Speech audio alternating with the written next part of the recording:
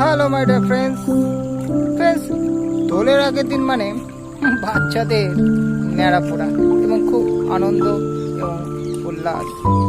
চলুন আমাদের গ্রামে আপনাদের ন্যাড়া পোড়া আজকে আমি দেখাবো। চলুন আজকে আমাদের গ্রামে ন্যাড়া পোড়া দেখাই।